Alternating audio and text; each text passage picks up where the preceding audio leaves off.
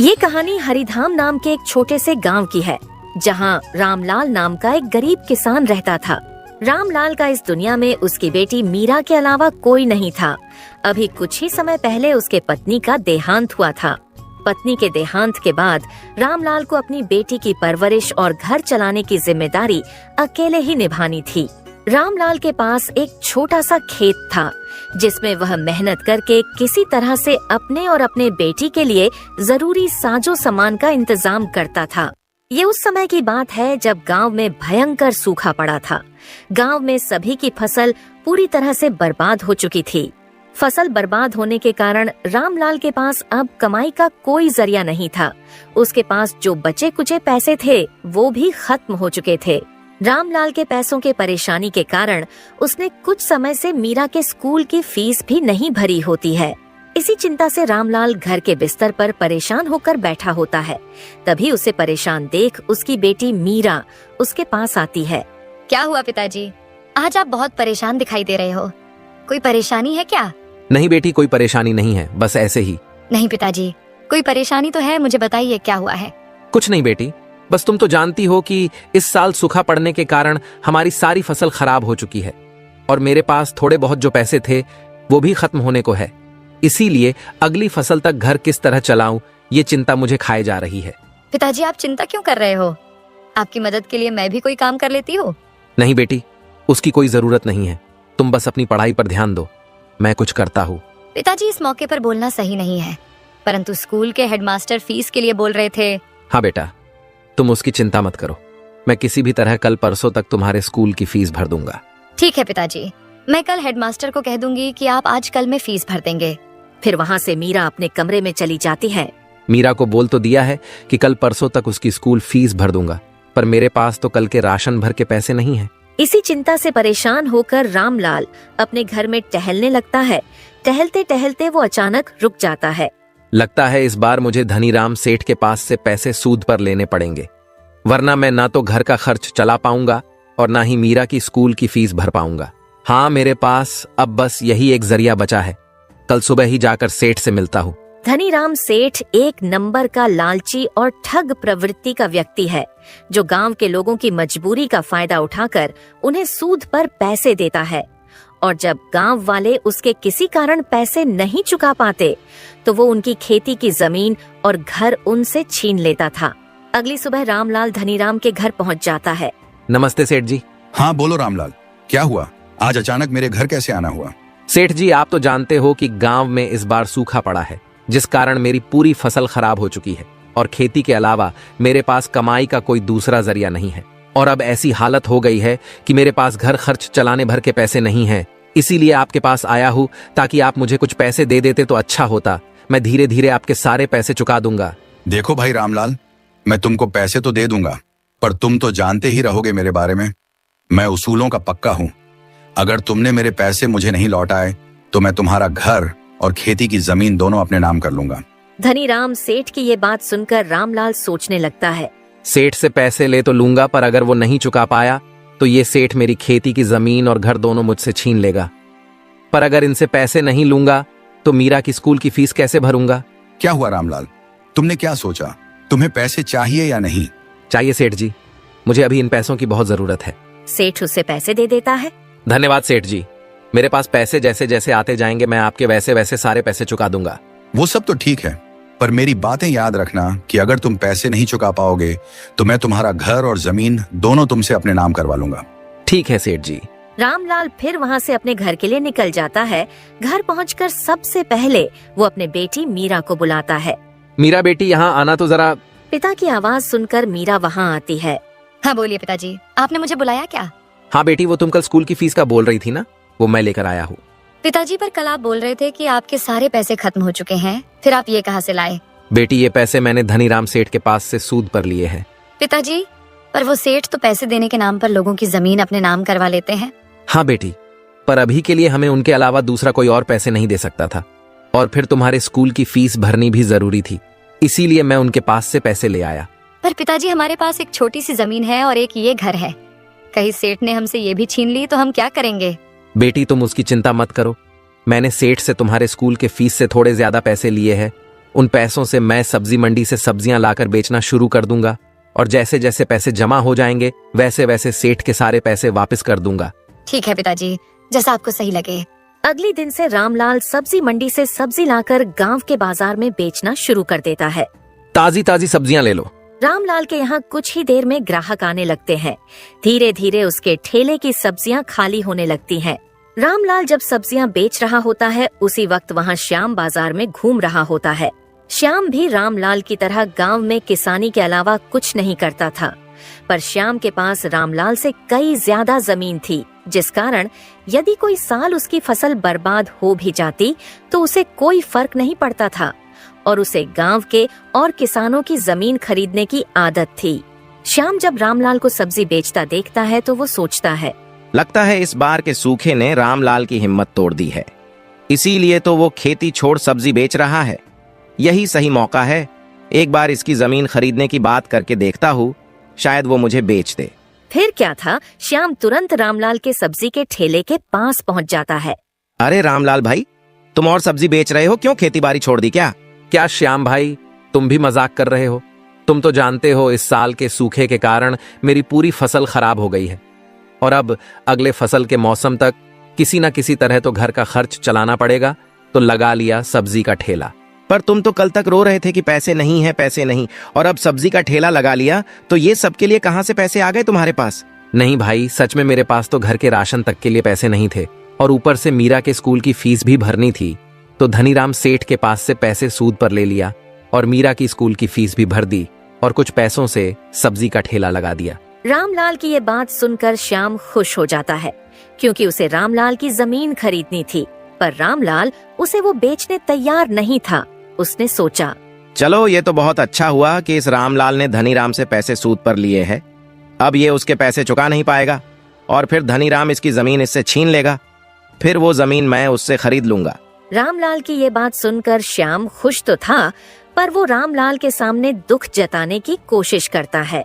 क्या कहा रामलाल भाई, तुमने धनीराम के पास से पैसे सूद पर लिए हैं, पर तुम तो जानते हो ना वो कितने ठग प्रवृत्ति का व्यक्ति हैं। वो तुम्हारी जमीन तुमसे छीन लेगा। हाँ भाई, मैं जानता हूँ, पर वो तो तब होगा ना जब मैं उनके पैसे नहीं दूंगा। मुझे पता है कि अब अगली फसल तक तो मैं कुछ भी नहीं कर पाऊंगा, इसीलिए मैंने सोचा कि तब तक सब्जी का ठेला लगा लेता हूँ।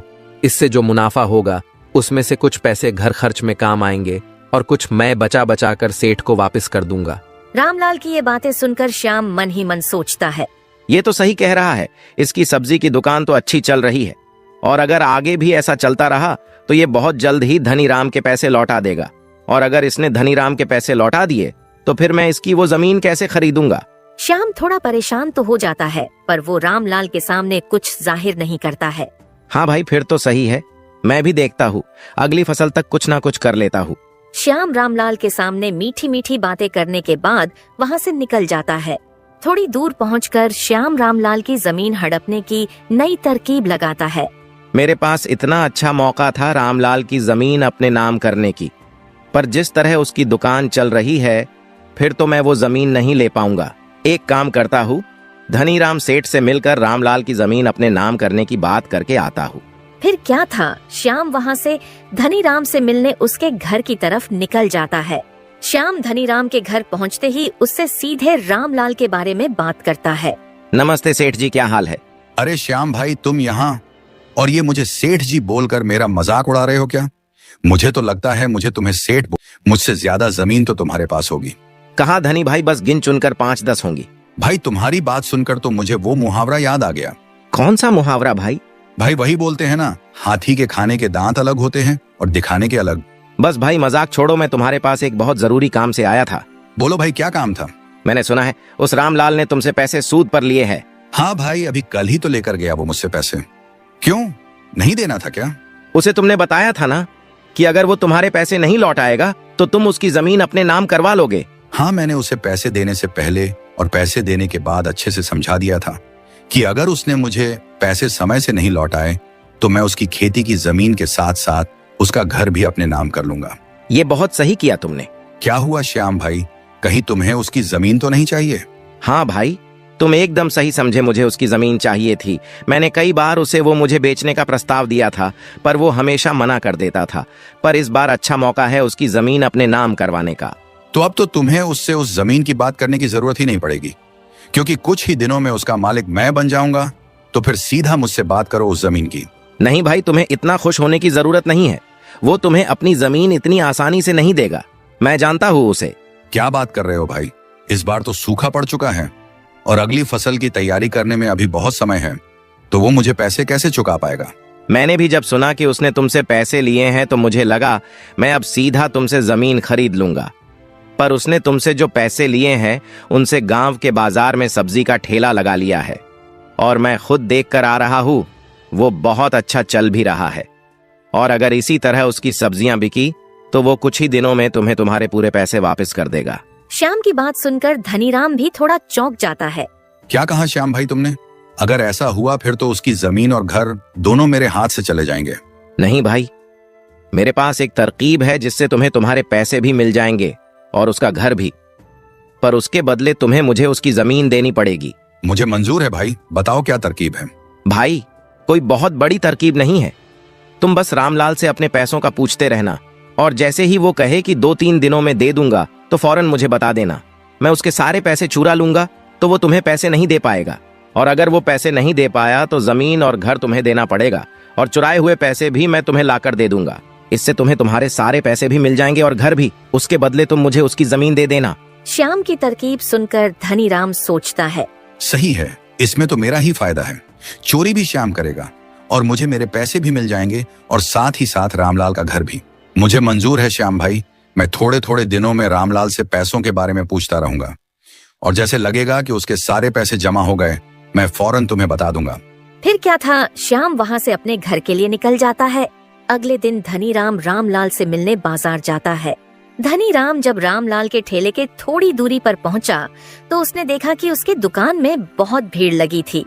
इतनी भीड़ को देख धनीराम कहता है, सही कह रहे थे श्याम भाई, इस रामलाल की सब्जी की दुकान तो बहुत अच्छी चल रही है। ऐसे में तो वो मेरा सारा पैसा बहुत जल्द ही लौटा देगा। जैसे ही ठेले से कुछ लोग कम होते हैं, धनीराम रामलाल से मिलने पहुंच जाता है। और रामलाल भाई, तुम्हारी सब्जी की दुकान तो बहुत मस्त चल रही है। बस सेठ जी, जो भी कुछ है आपके वजह से है। नहीं राम भाई, तुम मुझे क्यों धन्यवाद कर रहे हो? तुम्हें पैसों की जरूरत थी, मैंने दिए बस, और तुम्हारे पास जैसे होंगे तुम तो मुझे वो लौटा ही दोगे ना। हाँ सेठ जी, मेरे पास जैसे जैसे पैसे आते रहेंगे मैं वैसे वैसे आपके सारे पैसे लौटाता जाऊंगा। नहीं रामलाल भाई, तुम्हें ऐसा करने की कोई जरूरत नहीं है। तुम थोड़े थोड़े पैसे मत देना, तुम्हारे पास जैसे ही पूरे पैसे हो जाए तो एक साथ में दे देना। ठीक है सेठ जी, ये भी सही रहेगा। फिर भी कितने दिन लगेंगे तुम्हें पूरे पैसे जमा करने में? सेठ जी, अगर ऊपर वाले की दुआ से सब सही चला तो 1 महीने में आपको आपके पूरे पैसे चुका दूंगा, सूद समेत। फिर तो बहुत सही रहेगा भाई। ठीक है, तो तुम काम करो, मैं चलता हूँ। फिर क्या था, धनीराम वहाँ से अपने घर के लिए निकल जाता है और रामलाल अपनी दुकान संभालने में व्यस्त हो जाता है। कुछ दिनों तक ऐसे ही चलता है। रामलाल अपनी दुकान से बहुत मुनाफा कमाता है। अभी धनीराम को कुछ ही दिन हुए थे रामलाल से मिलकर, पर श्याम के तरकीब के हिसाब से वो फिर से रामलाल से मिलने पहुंच जाता है। और रामलाल भाई, क्या हाल है और दुकान कैसी चल रही है? सब बढ़िया है सेठ जी, और ऊपर वाले की दुआ से दुकान भी बहुत मस्त चल रही है। चलो फिर तो सही है, इसका मतलब तुम बहुत जल्द ही मेरे पैसे लौटा दोगे। हाँ सेठ जी, कुछ जमा हो गए हैं, कुछ बाकी है। जैसे हो जाएंगे आपको लाकर दे दूंगा, पर अब महीना नहीं लगेगा, शायद थोड़ा जल्दी हो जाएगा। ठीक है भाई, पर याद रखना पूरा एक साथ देना है। हाँ सेठ जी, पूरा एक साथ ही दूंगा। धनीराम वहाँ से चला जाता है, पर जाते वक्त रामलाल उसके साथ श्याम को देख लेता है, पर उसे अब तक इनके तरकीब के बारे में कुछ पता नहीं था। इसी तरह कुछ और दिन बीत जाते हैं। देखते देखते रामलाल कुछ ही दिनों में सारे पैसे जमा कर लेता है। अब बस उसे ब्याज के पैसे जमा करने थे। चलो, सेठ से जितने पैसे लिए थे वो तो जमा हो गए, बस अब 2-3 दिनों में बस ब्याज के पैसे जमा कर लेता हूँ, फिर सेठ के पैसे उन्हें वापस कर दूंगा। अगले दिन जब रामलाल अपने ठेले पर सब्जियां बेच रहा होता है, उसी वक्त वहाँ सेठ धनीराम पहुँच जाता है। अरे आइए सेठ जी, बोलिए कैसे आना हुआ? कुछ नहीं रामलाल भाई, बस बाजार के कुछ लोगों से पैसे लेने थे तो वही लेने आया हूँ, और तुम्हारा ठेला भी पास में था तो सोचा तुमसे भी मिलता चलूं। और बताओ भाई, क्या हुआ, मेरे पैसे जमा हो गए या अभी समय लगेगा? धनीराम सेठ से फिर से अपने पैसों के बारे में पूछता देख रामलाल सोचता है, ये सेठ जी हर 3-4 दिन में बार बार एक ही सवाल पूछने क्यों आ जाते हैं? नहीं सेठ जी, आपके पूरे पैसे तो जमा हो गए हैं, बस ब्याज के पैसे बाकी है, वो भी 2-3 दिनों में हो जाएंगे और पैसे जमा होते ही मैं खुद आकर आपके सारे पैसे वापस कर दूंगा। रामलाल की ये बात सुनकर धनीराम सोचने लगता है। चलो ये सही समय है, श्याम भाई को बोल देता हूँ ताकि वो इसके यहाँ चोरी कर ले। ठीक है रामलाल भाई, तो फिर मैं चलता हूँ, तुम्हारे पास पैसे जमा होते ही घर आकर दे जाना। धनीराम जब रामलाल की दुकान से जाता है तो इस बार वो धनीराम को फिर से श्याम के साथ देख लेता है और दोनों को फिर एक बार साथ देखकर उसे कुछ गड़बड़ लगता है। ये हर बार जब भी सेठ जी मेरे यहाँ से जाते हैं तो हर बार उनको ये श्याम भाई कहाँ से मिल जाते हैं। कहीं तो कुछ गड़बड़ है, एक बार इन दोनों का पीछा करके देखता हूँ। फिर क्या था, रामलाल भी उन दोनों के पीछे पीछे चला जाता है। रामलाल की दुकान से थोड़ी दूरी पर आकर धनीराम और श्याम दोनों रुक जाते हैं और आपस में बात करने लगते हैं। उन दोनों से थोड़ी ही दूरी पर छुपकर रामलाल दोनों की बातें सुनने लगता है। क्या हुआ धनीराम भाई, और कितने दिन लगने वाले हैं इस रामलाल को पैसे जमा करने में? भाई तुम आज रात की तैयारी कर लो, रामलाल के घर से पैसे चुराने की, क्योंकि उसने रकम जमा कर लिया है, बस ब्याज के पैसे जमा करना बाकी है। क्या कह रहे हो धनीराम भाई? यानी रामलाल ने तुमसे जितना लिया था उतना पूरा जमा कर लिया? हाँ भाई, बस ब्याज के पैसे बाकी हैं। फिर तो सही है, मैं आज रात को उसके घर से सारे पैसे चुरा लूंगा और फिर आप उससे पैसे मांगने कल चले जाना। भाई पर उसने बोला है कि ब्याज के पैसे जमा करने 2-3 दिन लगेंगे, फिर कल कैसे मांगने चला जाऊं? तुम कल जाकर उससे पैसे मांगना और बोलना मुझे थोड़ा जरूरी है, मुझे चाहिए तो चाहिए, और मना करने लगे तब 1 दिन का समय दे देना और कहना अगर कल तक पैसे नहीं मिले तो घर और जमीन मेरे नाम कर दे। 1 दिन में तो वो इतने पैसे जमा नहीं कर पाएगा और इस तरह वो खुद ब खुद परेशान होकर जमीन और घर आपके नाम करने राजी हो जाएगा। वाह भाई क्या बात है, क्या दिमाग लगाया है तुमने। ठीक है, तो तुम आज रात की तैयारी करो, मैं कल की तैयारी करता हूँ। वही दूर खड़े रामलाल ने दोनों की सारी बातें सुन ली थीं। ये क्या, ये दोनों तो मिलकर मुझसे मेरी मेहनत की कमाई और घर जमीन हड़पने की साजिश कर रहे हैं। रामलाल को कुछ नहीं समझ रहा था, इसीलिए वो फौरन वहाँ से अपने घर पहुँच जाता है। रामलाल बहुत गहरी चिंता में अपने घर के बिस्तर पर बैठा होता है, तभी वहाँ उसकी बेटी मीरा आती है।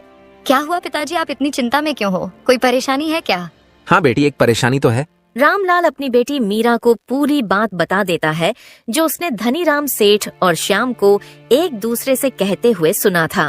पिताजी, तो आपने कोई तरकीब सोची है क्या? नहीं बेटी, बस वही सोचने की कोशिश कर रहा हूँ, पर कुछ सूझ ही नहीं रहा है। पिताजी, मेरे पास एक तरकीब तो है जिससे सेठ भी हैरान रह जाएंगे और श्याम काका भी। बताओ बेटी, क्या तरकीब है? मीरा अपने पिता को सारी तरकीब समझा दे और मीरा की तरकीब सुनकर रामलाल उसकी बहुत तारीफ करने लगता है। वाह बेटी, क्या खूब तरकीब लगाई है तुमने। अब देखो कल मैं कैसे दोनों को चौंका देता हूँ। फिर क्या था, रामलाल और मीरा दोनों अपने तरकीब पर काम करने के बाद खाना वगैरह खाकर सोने चले जाते हैं। फिर कुछ समय बाद जब रामलाल अपने कमरे में सो रहा होता है, उसी वक्त श्याम धीरे से उसके कमरे में आकर उसके अलमारी से सारे पैसे लेकर वहाँ से चला जाता है। अगली सुबह श्याम सारे पैसे लेकर धनीराम के पास पहुँचता है और सारे पैसे धनीराम को दे देता है। धनीराम भाई, अपने तरकीब के हिसाब से मैं सारे पैसे लेकर आ गया हूँ। अब तुम सीधा उस रामलाल के पास पहुँच जाओ और अपने पैसे मांगो, और अगर रोने धोने लगे तो 1 दिन का समय दे देना, और याद रहे उसको ये भी बोल देना कि अगर तुम कल तक पैसे नहीं दोगे तो मैं तुम्हारी जमीन और घर अपने नाम कर लूंगा। हाँ भाई, तुम उसकी चिंता छोड़ दो, मैं अभी जाकर उस रामलाल को थोड़ा डरा कर आता हूँ और उसको ये बात भी बोल दूंगा। फिर क्या था, धनीराम उसके घर से रामलाल के घर के लिए निकल जाता है। यहाँ धनीराम रामलाल के घर के लिए निकलता है और वहाँ रामलाल के घर पर रामलाल और मीरा सेठ का इंतजार कर रहे होते हैं। क्या हुआ पिताजी, अब तक सेठ जी आए नहीं? हाँ बेटी, मैं भी तो उन्हीं का इंतजार कर रहा हूँ। मुझे डर लग रहा है कहीं कुछ गड़बड़ ना हो गई हो। पिताजी, आप चिंता क्यों कर रहे हो? अगर कोई गड़बड़ हुई होगी तो भी हम उससे निपट लेंगे। हाँ बेटी, बात तो तुम्हारी सही है। अभी रामलाल और मीरा आपस में बात कर ही रहे होते हैं, तभी वहाँ धनीराम आ जाता है और धनीराम को देखकर मीरा अपने कमरे में चली जाती है। अरे सेठ जी, आप यहाँ अचानक, क्या हुआ, कोई काम था क्या? नहीं रामलाल भाई, मैं तो मेरे पैसे वापस लेने आया हूँ। मुझे थोड़ा जरूरी काम आ गया था तो सोचा तुमसे लेता जाऊं। सेठ जी, पर मैंने कहा था ना कि 1-2 दिन और लग जाएगा मुझे पूरे पैसे देने में। हाँ मुझे पता है, पर मुझे सारे पैसे आज चाहिए। मैंने बताया ना, मुझे थोड़ा जरूरी काम है। सेठ जी, आप जरा यही रुकिए, मैं एक बार देखता हूँ मेरे पास कितने पैसे हुए हैं, अगर पूरे हो गए होंगे तो मैं लेकर आता हूँ। रामलाल वहाँ से अपने कमरे में चला जाता है और धनी राम वहीं रुककर उसका इंतजार करने लगता है। थोड़ी देर के बाद रामलाल दौड़ता हुआ अपने कमरे से आता है। सेठ जी, एक समस्या हो गई है। समस्या? कैसी समस्या हो गई है रामलाल भाई? सेठ जी, मैंने सारे पैसे अपने कमरे के अलमारी में रखे थे। लगता है किसी ने सारे पैसे चुरा लिए हैं। क्या कहा रामलाल भाई? पैसे चुरा लिए हैं? कहीं तुम झूठ तो नहीं बोल रहे हो ताकि मुझे पैसे ना देने पड़े? नहीं सेठ जी, मैं झूठ क्यों बोलूंगा। सच में मैंने सारे पैसे अपने कमरे के अलमारी में रखे थे और मुझे झूठ बोलकर क्या मिलेगा। आज नहीं तो कल मुझे आपको आपके पैसे तो लौटाने ही पड़ेंगे ना। धनी राम अंदर ही अंदर बहुत खुश हो रहा होता है। चलो सही है, सब श्याम भाई के तरकीब के अनुसार हो रहा है।